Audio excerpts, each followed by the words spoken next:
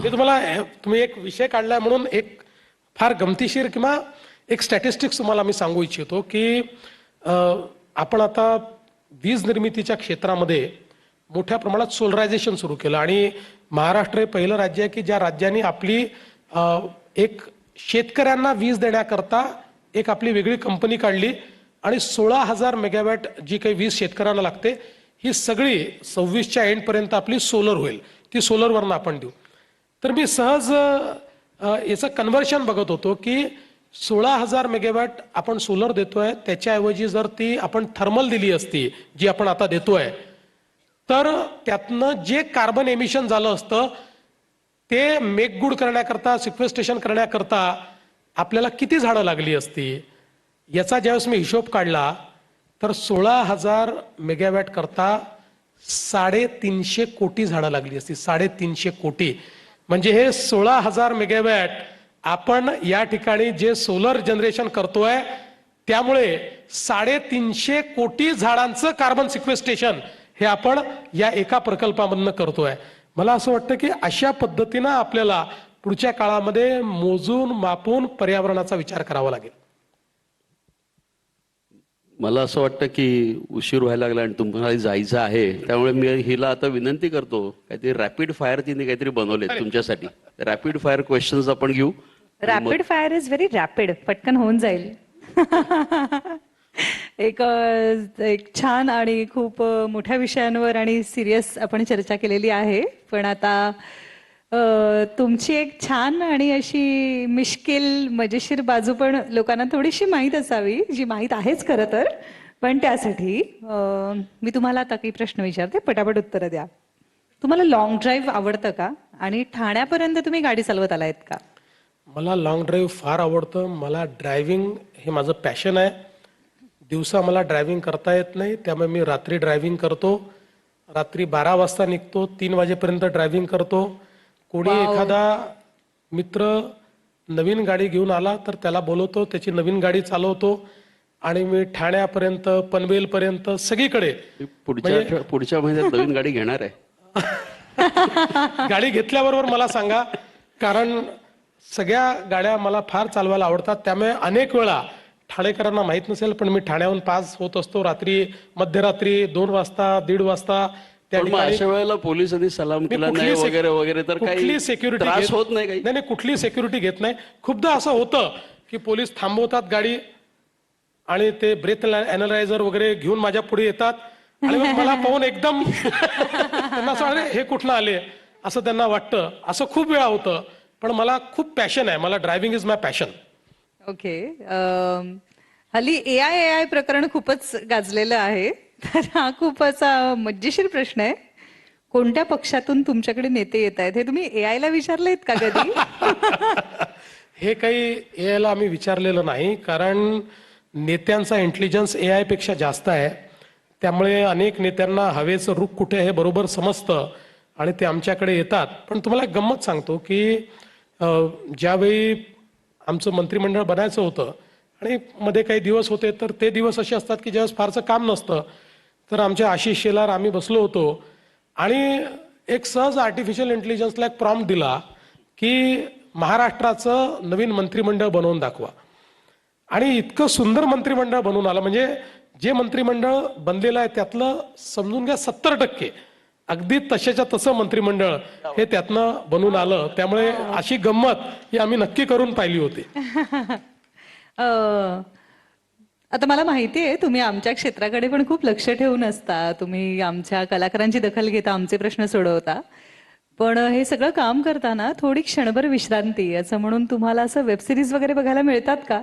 Recently कुठली web series पाहिली आहेत? नाही, मला वेबसिरीज पाहायला आवडतात, पण आता मी वेबसिरीज पाहत नाहीये. आता इंडियन आयडल चालू आहे आणि ते मला फार मनापासून आवडतं. त्यामुळे आता ते पुढे पोहोचलंय, ते 22व्या वगैरे एपिसोडवर कुठेतरी असेल. मी 12व्यावरच आहे, कारण काय झालं की इलेक्शन आल्यामुळे मला ते पाहिजे काही संधी मिळत नाही. पण मी ते डाउनलोड करून ठेवतो. आत्ताही माझ्या मोबाईलवर जवळपास मला असं वाटतं 16व्या एपिसोडपर्यंत जे आता चाललेलं आहे ते आहे. त्यामुळे जिथे विमानामध्ये संधी मिळेल किंवा जेव्हा रात्रीला संधी मिळेल त्यावेळेस ते मी पाहत असतो. तर सध्या मी जोपर्यंत इंडियन आयडलचा हा मला वाटतं 16वा सीझन आहे, तो सीझन जोपर्यंत पूर्ण होत नाही तोपर्यंत वेब सिरीजवर मी जाणार नाही. वा वा वा. आता हा प्रश्न मी लिहिला नाहीये, पण एक थोडीशी माहिती काढली आम्ही आणि आम्हाला माहिती आहे की तुम्हाला गाण्याबद्दल प्रचंड प्रेम आहे आणि 3,000 पेक्षा जास्त गाणी पाठ आहेत. त्याबद्दल मला फार विशेष. गाणी आवडतात आणि अलीकडच्या काळात थोडी कमी ऐकता येतात. पूर्वी मी खूप ऐकायचो आणि खूप गाणी मला पाठ आहे. म्हणजे पूर्वीच्या काळी जेव्हा कॉलेजमध्ये वगैरे होतो किंवा त्या काळामध्ये कधी गाण्याच्या भेंड्या खेळायच्या असल्या तर मी समोरच्याला चॅलेंज द्यायचो की अशी गाण्याची भेंडी खेळू की मी पूर्ण गाणं म्हणेन. तू जो अक्षर देशील त्या अक्षरावर आपण नॉर्मली गाण्याच्या भेंड्यांमध्ये फक्त मुखडा म्हणतो. मी असं सांगायचो मी पूर्ण कडव्यासहित गाणं म्हणून दाखवेल आणि त्यातही मी कधी हारायचो नाही. वाव. त्यामुळे इतके गाणे मला पाठ होते. आता कदाचित थोडे विसरलो असेल, पण मी तुम्हाला आजही सांगतो की एकदा ते गाणं ऐकलं जे म्हणजे पाठ होते की पूर्ण मला आठवतं. ओ नाईस. आपण हल्ली खूप सर्रासपणे जेनझीजना पटकन नावं ठेवतो किंवा वाया गेलेली पिढी ह्यांचं काय होणार कसं होणार असं विचारत राहतो. पण दिविजा आय थिंक जेनझीचं प्रतिनिधित्व करणारी एक आहे. तर मला तुम्हाला विचारायचंय, प्रत्येक पिढीमध्ये काहीतरी छान गोष्ट असते, तशी दिविजाच्या पिढीतली स्पेशली तिच्यातली कुठली गोष्ट आवडते तुम्हाला? पहिल्यांदा तर मी तुम्हाला सांगतो की दिविजामध्ये जे अंडरस्टँडिंग आहे हे मला देखील म्हणजे मी त्या वयाचा असताना मला तेवढं अंडरस्टँडिंग होतं का असं मी जर स्वतःला विचारलं तर मला त्याचं उत्तर नाही मिळतं. पण त्याहीपेक्षा अतिशय म्हणजे आता ती 11वी आहे, पण अतिशय बॅलन्स्ड अशा प्रकारचं तिचं संपूर्ण नेचर आहे. आणि मला सगळ्यात जास्त काय आवडतं तीही म्हणजे तिच्या वयाच्या मुलांसोबत जे काही त्या ठिकाणी समजा एखाद्या पार्टीला जायचं तर पार्टीला जात असेल किंवा कुठे पिकनिकला जायचं असेल कुठे, तर ते सगळं करते. पण एक गोष्ट निश्चित आहे की रोज सकाळी उठल्यानंतर आणि रोज रात्री झोपायच्या आधी ती कृष्ण भक्त आहे. ती कृष्णाची भक्ती केल्याशिवाय कधीच झोपत नाही आणि उठल्यानंतर कृष्णाची त्या ठिकाणी एक प्रकारे आराधना केल्याशिवाय ती शाळेत जात नाही. दुसरं तिला एक जे मला म्हणजे तिच्यातलं आवडलं ते म्हणजे तिने खूप आधी म्हणजे जवळपास 8व्या-9व्या वर्षी गीतेचा अभ्यास चालू केला आणि गीतेवर तिने त्याच्यानंतर आमच्या मागे लागून तिने एक गीतेवर क्लास लावला की मला गीता पूर्ण समजून घ्यायची आहे. आणि आज म्हणजे कधी कधी असं मला वाटतं की गीतेतला एखादा श्लोक किंवा गीतेतला एखादा प्रसंग हा तिला विचारला आणि मला विचारला तर माझ्यापेक्षा जास्त तिला निश्चित माहिती असेल. अशा पद्धतीनं तिला ते त्याचं देखील एक खूप चांगली आवड आहे. तर मला ते तिचं निश्चितपणे आवडतं की आज म्हणजे जेनझीच्या सगळ्या कल्चरमध्ये तिने काही आपले रूट्स जे आहेत ते जे काही सांभाळून ठेवले आहेत त्याचा मला आनंद आहे. वा वा वा. हे खरंच ऍक्च्युली शिकण्यासारखी गोष्ट आहे तिच्याकडनं.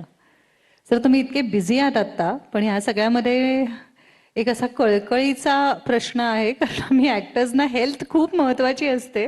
तर तुम्ही हे जे काय बिझी लाईफ जगताय, 4-5 सभा घेताय दिवसाला, तर मला तुम्हाला खूप मनापासून विचारायचं आहे, तुम्ही 2 दिवसाची सुट्टी कधी घेणार आहात? बघा काय असतं की आमचे जे बॉस आहेत ना ते फार कडक आहेत.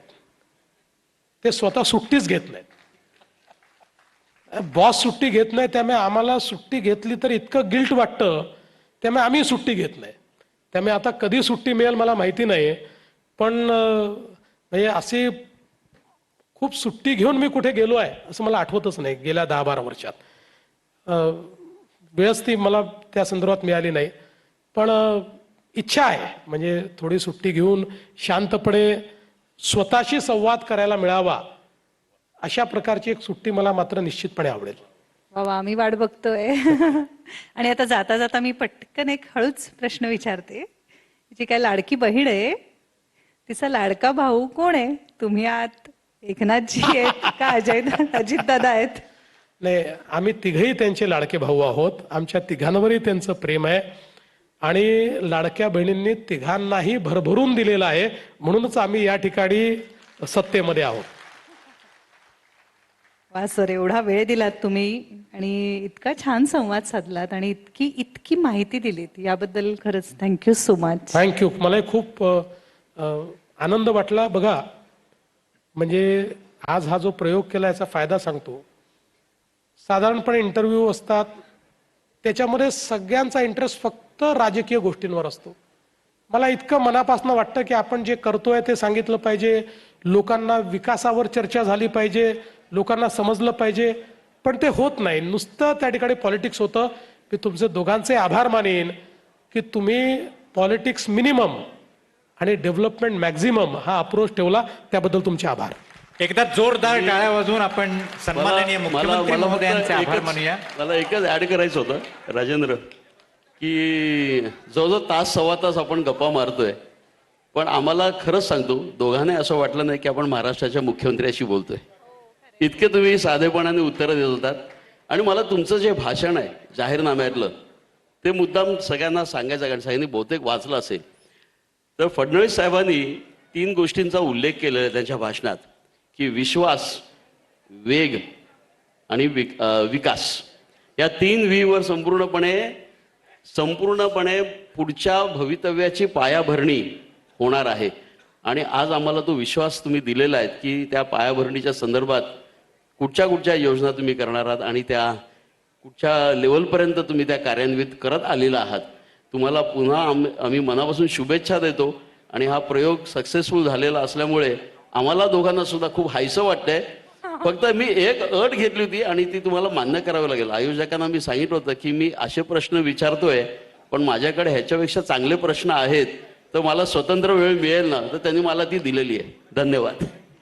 एकदा जोरदार टाळ्या मुख्यमंत्री महोदयांसाठी, त्यांचे आपण आभार मानूया. आणि देवेंद्रजी, आज तुम्हाला कदाचित असा प्रश्न पडला असेल की या दोघांना मुलाखतीसाठी आम्ही का निवडलं, तर ज्येष्ठ